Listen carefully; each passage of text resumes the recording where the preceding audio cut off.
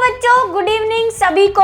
और सब आ गए होंगे क्लास में और चैप्टर नया नया शुरू हुआ है, तो आई होप आपको पसंद आ रहा हो, क्योंकि पहले ही कह चुके हैं इकोलॉजी चलेगी पूरी। ठीक है, यूनिट बहुत सिंपल है, उससे पहले वाली यूनिट भी इजी थी और अभी वाली यूनिट भी इजी है। 14-15 नंबर के क्वेश्चंस आते हैं इसमें। और मार्किंग जिसको हम कहते हैं कि आप कहीं ऐसे टॉपिक पे अपने नंबर गवा चुके हैं तो इन टॉपिक्स पे अपने नंबर को बटोर सकते हैं। ठीक है, वैसे वाले चैप्टर्स शुरू हो चुके हैं, इससे पहले वाला भी ऐसा ही था। तो आज हम करने वाले हैं क्लास 12th का जो लेक्चर नंबर 2 है। नया चैप्टर शुरू किया हमने, चैप्टर नंबर 14।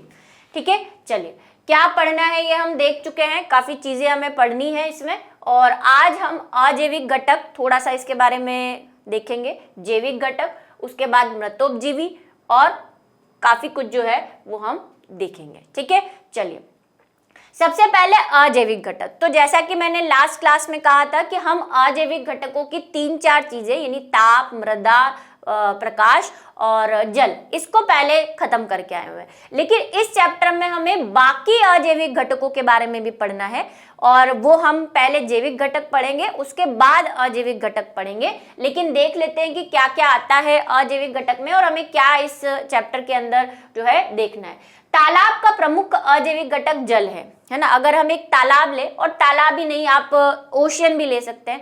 ओशियन के भी हमने लास्ट चैप्टर में देखा था, मैंने आपको बताया था लिथो स्फीयर है ना, बेंथोस है ना, इस तरह के लेवल्स पाए जाते हैं, तो तालाब में भी पाए जाते हैं। जल है जिसमें अनेक अकार्बनिक व कार्बनिक पदार्थ गुलित व निलंबित अवस्था में पाए जाते हैं।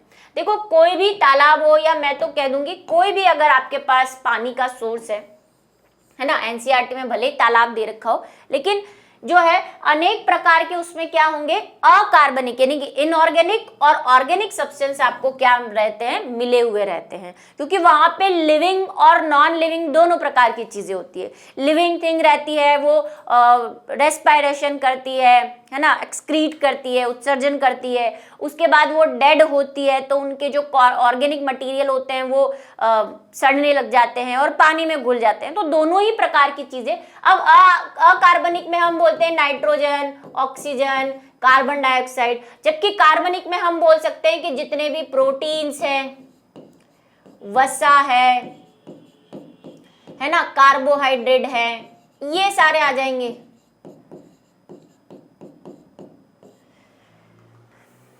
गुलित गैसें जैसे कार्बन डाइऑक्साइड, ऑक्सीजन आदि। ठीक है, ये क्या हो गई है आपकी गैसेस में भी आएंगी और अकार्बनिक पदार्थों में भी गिनी जाती है। Calcium, nitrate, phosphorus, potassium, ion व लवण, ये सारी चीजें हमें क्या है, अकार्बनिक है और एक पानी के स्रोत के अंदर मिल सकती है।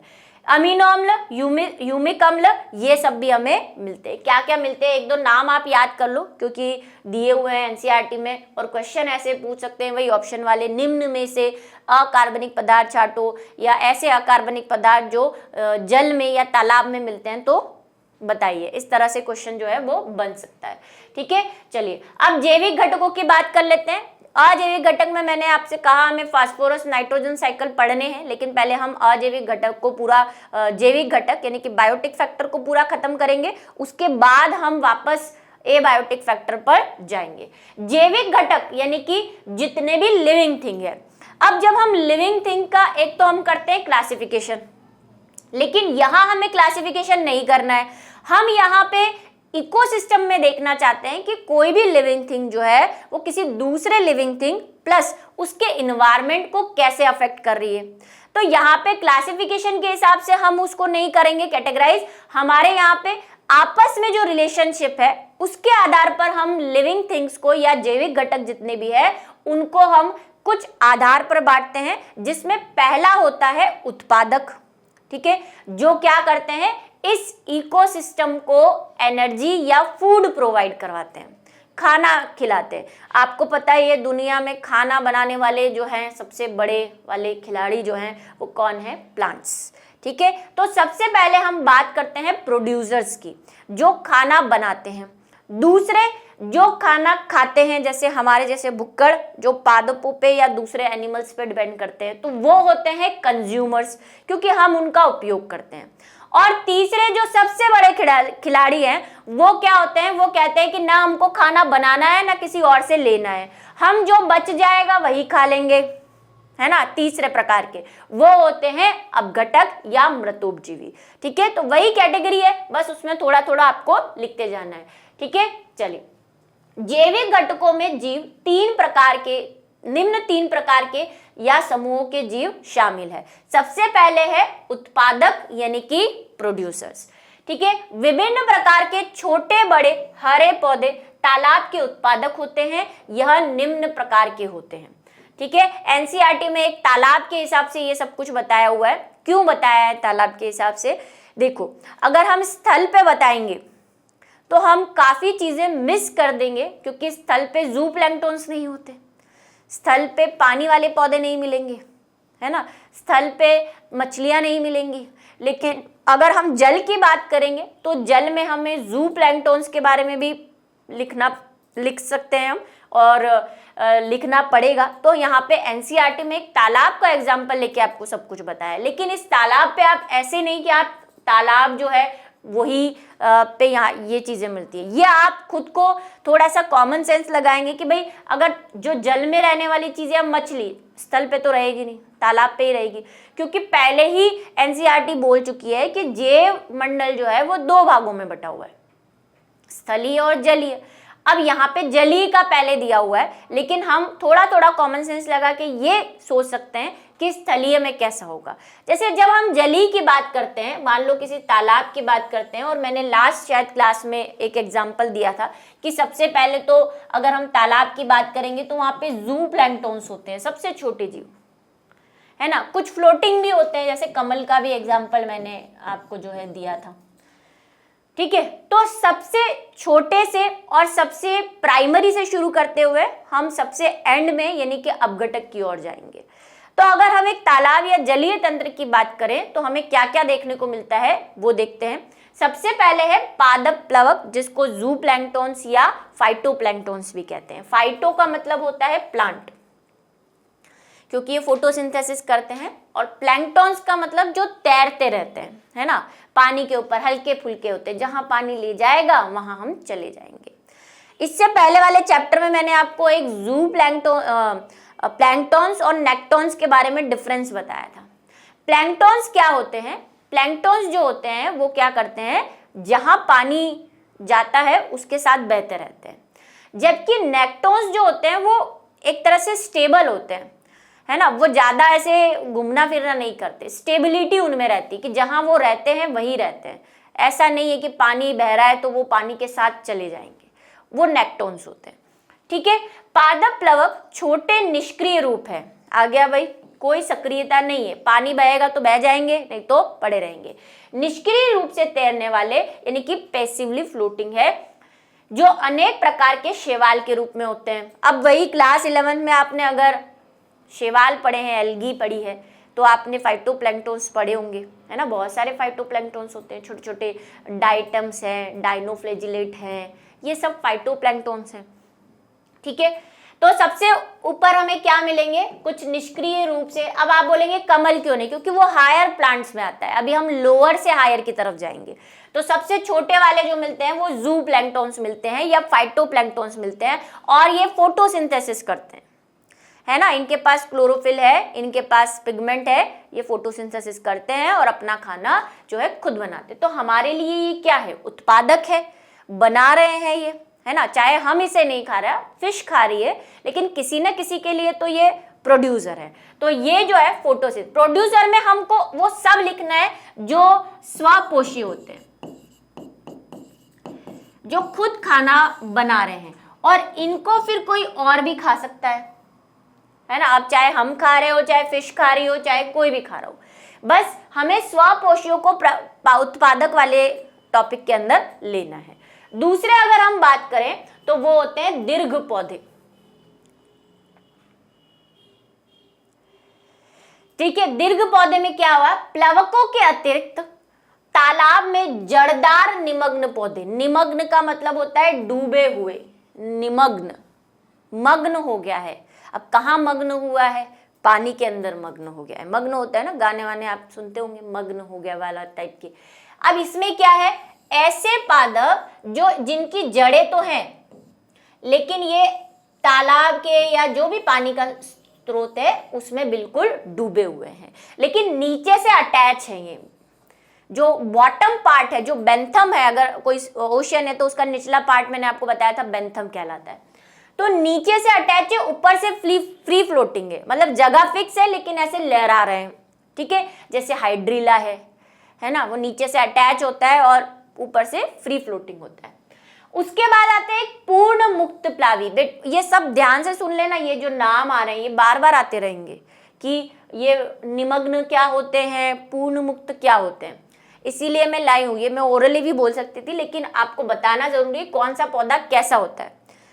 फिर होते हैं पूर्ण मुक्त प्लावी। पूर्ण मुक्त प्लावी का मतलब क्या है कि ये बस ये इनकी जड़ें हैं लेकिन ये मुक्त प्लावी है, जहां ऐसे ही पड़े रहेंगे, कहीं फिक्स नहीं है, कहीं अटैच नहीं है ना, ऐसे मुक्त रूप से फ्लोट करते रहते हैं, है ना। वो वाले प्रकार के जो आएंगे वो किस में आते हैं, इसमें फ्री फ्लोटिंग है पौधों पर। और दूसरे कहाँ है पौधे, वह किनारे पर लगे पौधे। अब तालाब है तो उसका एक किनारा भी होगा, तो इस किनारे पर जो है, जैसे यहाँ पे कोई पौधा लगा हुआ है ना, जहाँ पे पानी थोड़ा सा कम है वहां पे कोई पौधा लगा हुआ है, जड़ें अटैच है उसकी जमीन से, है ना, और किनारे पे लगे हुए हैं। ये वापस आएंगे जब हम जलीय तंत्र पढ़ेंगे तो फिर से ये चीजें आएंगी, इसीलिए ये चैप्टर इजी है क्योंकि काफी चीजें इसमें रिपीट होती रहती है। उपभोक्ता, फिर आते हैं कंज्यूमर्स। अगर इसी को हम स्थल पे बात करें, है ना, जल में छोड़ दो, जल में बात नहीं करते, तो क्या हो जाएंगे, तो हमारे उत्पादक हो जाएंगे छोटे पौधे, जो शाक है, जो हर्ब्स जिसको हम कहते हैं, ठीक है, और झाड़ियां हैं,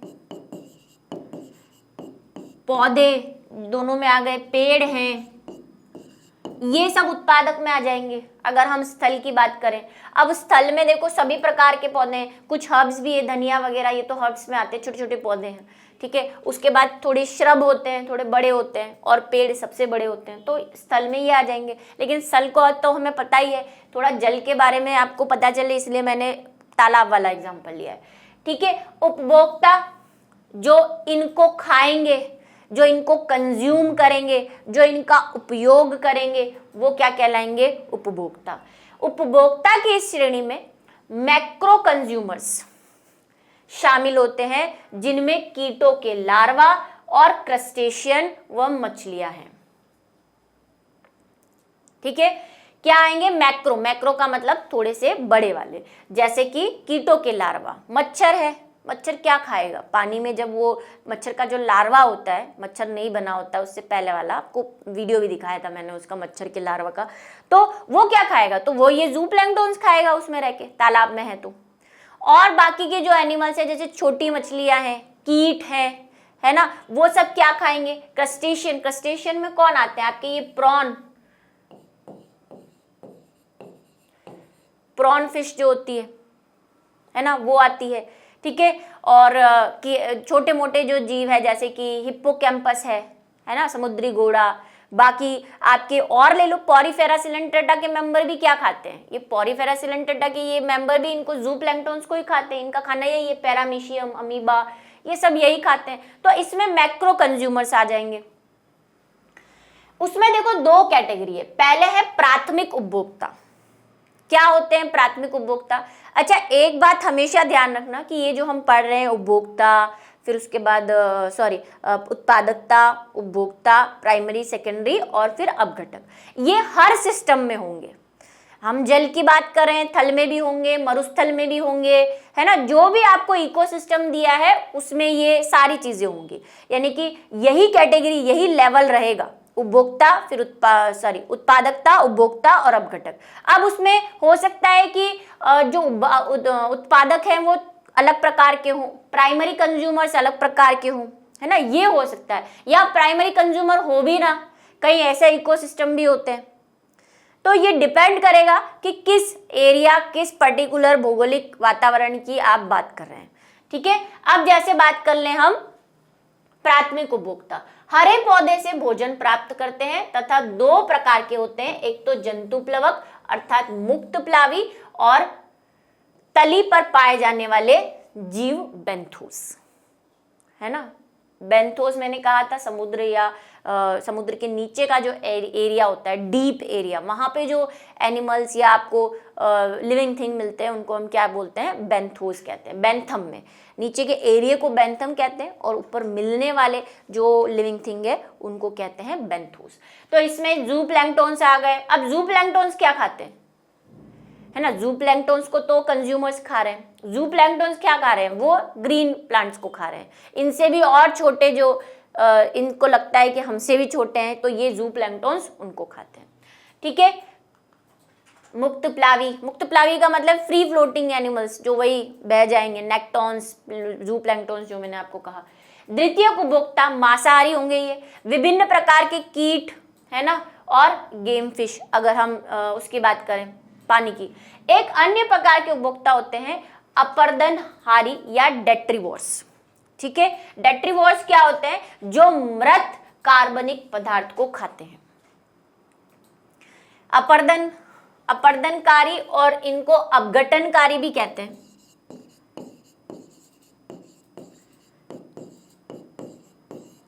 ये क्या करते हैं, अपघटन कर देते हैं। कि देखो हर लाइफ में हमने पढ़ा है कि कोई जीव अगर पृथ्वी पर आया है तो ऑब्वियसली उसको मरना ही है ना, फाइल तो सलटनी है कभी ना कभी। तो ये जितने भी आप पढ़ रहे हो, चाहे वो प्रोड्यूसर हो यानी उत्पादक हो, चाहे वो कंज्यूमर हो, कभी ना कभी वो मरेंगे। अब जब वो मर जाते हैं तो उनका होगा क्या, उनके जो अकार्बनिक पदार्थ हैं वो क्या होते हैं, वहीं पे जहाँ पे वो रह रहे हैं, जैसे पानी में रह रहे हैं तो पानी में मिक्स हो जाएंगे, सॉइल में, लैंड पे रह रहे हैं तो लैंड पे मिक्स हो जाएंगे। और इसी को हम आगे पढ़ेंगे जब हम साइकिल्स पढ़ेंगे, कार्बन साइकिल कैसे चलता है, फास्फोरस साइकिल कैसे चलता है, नाइट्रोजन साइकिल कैसे चलता है। तो जीव आता है, रहता है, डेड हो जाता है और उसके जितने भी कार्बनिक और अकार्बनिक पदार्थ है वो नेचर में वापस मिक्स हो जाते हैं और इन्हीं का वापस से पुनर्भरण होता है, फिर नए जीव, नए पादप उत्पन्न होते हैं। ठीक है। तो ये जो डेट्रीवोर्स है ये क्या करते हैं, ये जो मरी हुई प्लांट है, मरे हुए जू प्लैंक्टॉन्स है, मरे हुए जितने भी लिविंग थिंग है, उनको सड़ाने का काम करते हैं, उनके कार्बनिक अकार्बनिक मॉलिक्यूल को अर्थ पे मिलाने का काम करते हैं। इसलिए इनको क्या कहते हैं, अपरदनकारी, अपघटनकारी या डेट्रीवोर्स। इनको हम जब खाद्य श्रृंखला पढ़ेंगे तब भी आएंगे ये। ठीक है। चलिए, अब है मृतोपजीवी जिसकी हम बात कर रहे हैं, है ना। मृतोपजीवी में ही अपघटनकारी भी आते हैं। अपघटनकारी जो अपघटन करते हैं और मृतोपजीवी भी वही है, मरी हुई चीजों को खा रहे हैं, खा के अल्टीमेटली कर क्या रहे हैं, वो उसका अपघटन ही तो कर रहे हैं। तालाब में जलीय जीवाणु व कवक फ्लैजिलेटेड सभी स्थानों पर वितरित रहते हैं, परंतु तालाब की तली पर स्थित अवसाद में इनकी संख्या सर्वाधिक होती है। ठीक है। सभी जगहों पे है ये, क्योंकि देखो जो ऊपर तैर रहा है, जो फाइटोप्लैंक्टॉन्स हैं वो तो ऊपर ही मर जाएंगे, है ना। तो ऊपर भी है, नीचे भी है, लेकिन नीचे संख्या ज्यादा है क्योंकि अल्टीमेटली जो भी डेड होगा वो नीचे ही आएगा सड़ के या गिर के, है ना। तो नीचे ज्यादा मिलते हैं, परंतु तालाब की तली में अवसाद में इनकी संख्या, अवसाद का मतलब बिल्कुल नीचे की तरफ, है ना। सेडिमेंटेशन जिसको बोलते हैं। सेडिमेंटेशन क्या होता है, सबसे नीचे वाला पोर्शन। कोई भी चीज जब अपनी भार के हिसाब से नीचे बैठ जाती है तो भाई मरेगी तो नीचे बैठेगी वो सड़ के, तो अवसाद में मिलते हैं। ठीक है। इसी भाग में तालाब के मृत पौधे व जंतु एकत्रित होते हैं। ताप अधिक होने पर तालाब में अपघटन तेजी से होता है। गर्मी के दिनों में अगर आप किसी तालाब के आसपास जाते हो तो वहाँ पे ज़्यादा बदबू आती है, सर्दी में नहीं आएगी, क्योंकि गर्मियों में टेम्परेचर हाई होता है, एंजाइमेटिक क्रियाएं इनकी जो रहती है अपघटनकारियों की ये ज़्यादा होती है, वो ज़्यादा चीज़ों को सड़ाते हैं, स्मेल पैदा होती है। और आप अगर कोई खेत वेत या बस में भी जाते हैं, देखना आप कभी कोई एनिमल मरा हुआ रहता है तो बस में भी बहुत स्मेल आती है ना, क्योंकि गर्मियों में चीज़ें ज़्यादा जल्दी जो है वो सड़ती या खराब होती है। तो ये अपघटनकारी ज़्यादा एक्टिव होते हैं, मृत चीज़ों को जल्दी खाते हैं, उनके एंजाइम अधिक सक्रिय होते हैं इस टेम्परेचर पे। प्रकाश की विकिरण ऊर्जा की मदद से स्वपोषियों द्वारा सरल अकार्बनिक पदार्थों को कच्चे माल के रूप में प्रयोग कर जटिल कार्बनिक पदार्थों का उत्पादन किया जाता है। ठीक है। जब हमारे जो उत्पादक है, जो प्रोड्यूसर हैं, पौधे हैं, भाई पौधे क्या करते हैं आपको सबको ही पता है, प्रकाश संश्लेषण करते हैं।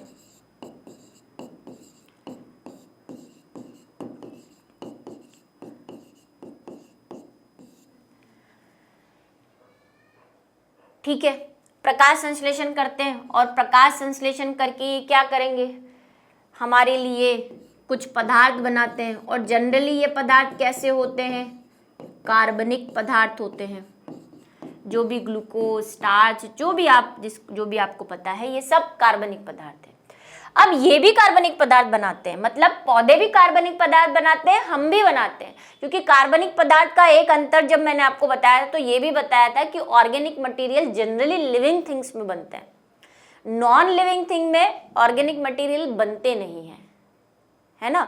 लिविंग थिंग में पाए जाते हैं और लिविंग थिंग में बनते। तो ये पौधे क्या कर रहे हैं, ये इनऑर्गेनिक मटेरियल को यूज करके, इनऑर्गेनिक कौन है भाई, कार्बन डाइऑक्साइड लेता है, ये H2O लेता है, लाइट वाइट तो चलो मटेरियल में नहीं गिन रहे अगर हम, तो ये इनऑर्गेनिक मटेरियल यानी अकार्बनिक पदार्थों को जोड़ के कार्बनिक पदार्थ जैसे कि ग्लूकोज बना रहे हैं, और ग्लूकोज फिर स्टार्च की फॉर्म में आ जाती है। तो एक तो ये बना रहे हैं, हम भी बना रहे हैं। जब हम इनको खाते हैं तो हमारे लिए सिर्फ ग्लूकोज या स्टार्च सफिशिएंट नहीं है, हमें बाकी चीजें भी चाहिए, हमें दूसरे प्रकार के प्रोटीन, वसा, ये सारी चीजें, विटामिन, ये सब भी चाहिए।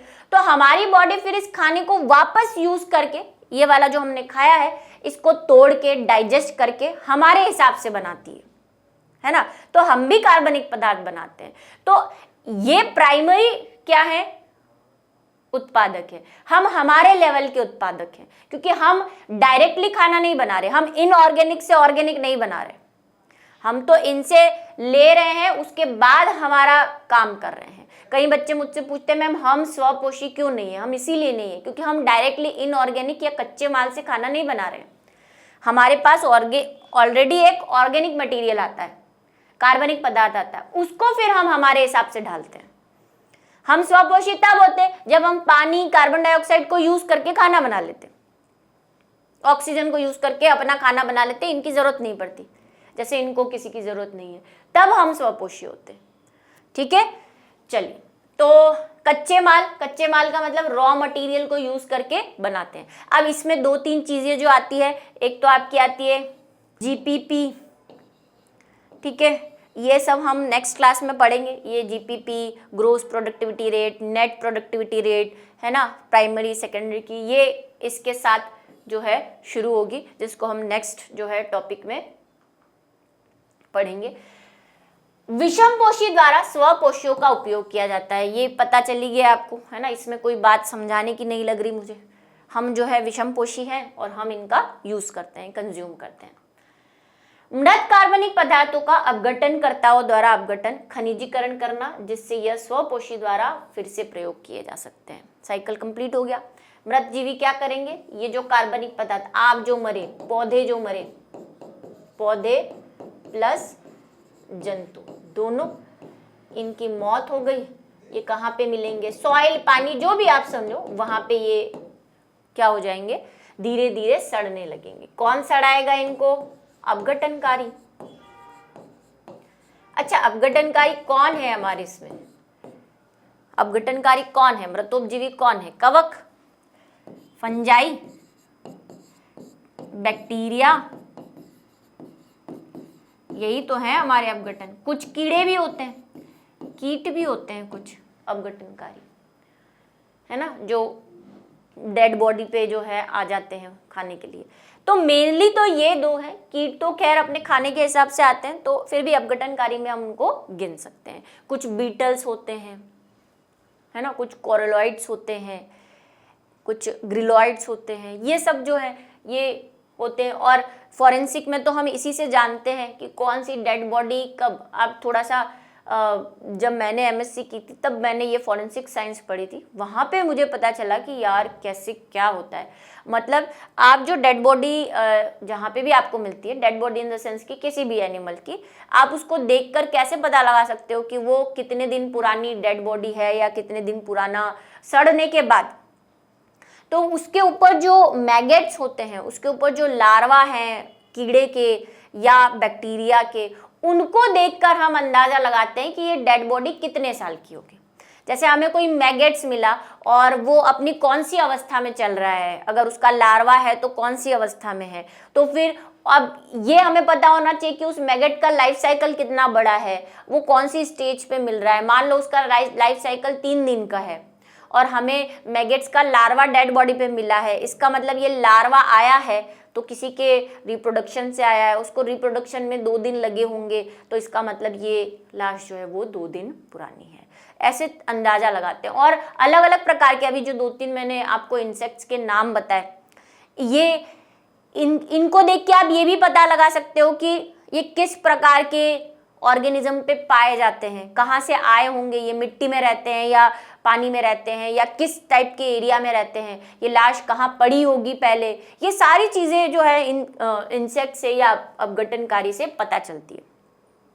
और वो MSc वाली वो बुक थी, है ना, मैं किसी चैप्टर की बात नहीं कर रही हूँ, फॉरेंसिक साइंस की बुक थी एक, और सबसे ज़्यादा इंटरेस्ट मुझे उसी को पढ़ने में आता था, क्योंकि मैं, आपको पता ही है मुझे CID कितना पसंद है ना, तो मैं उसको बहुत पढ़ा करती थी, ऐसे बैठे बैठे मज़ा आता था उसको पढ़ने। मतलब उसमें बुक में ऐसी बहुत सारी चीज़ें थी जो मेरे सिलेबस में नहीं थी, लेकिन मैं फिर भी उसको पढ़ती थी।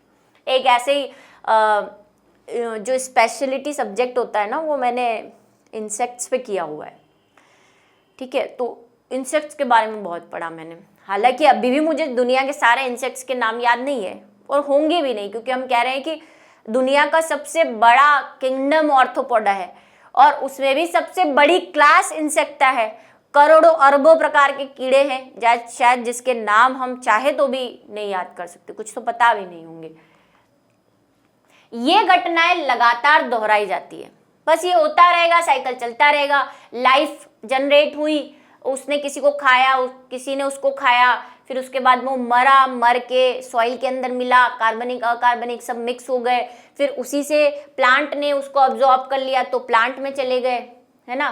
किसी कीड़े ने रिप्रोडक्शन के लिए उस मटेरियल को यूज किया, तो ये ऐसे जो है साइकिल चलता रहता है। ये क्रियाएं जो है वो दोहराई जाती है, जिसके बारे में हम आगे पढ़ेंगे जब हम पोषक चक्रों के बारे में पढ़ेंगे, है ना, जो मैं आपको कह रही हूँ, नाइट्रोजन साइकिल, फास्फोरस साइकिल, ये सब हम पढ़ेंगे, ठीक है। तो आज की कहानी में जो है इतना ही है, ठीक है। नेक्स्ट हम बात करेंगे नेक्स्ट क्लास में, यही जो मैंने कहा, प्राथमिक उपभोक्ता, द्वितीयक उपभोक्ता और इनकी नेट रेट कैसे होती है, इसके बारे में।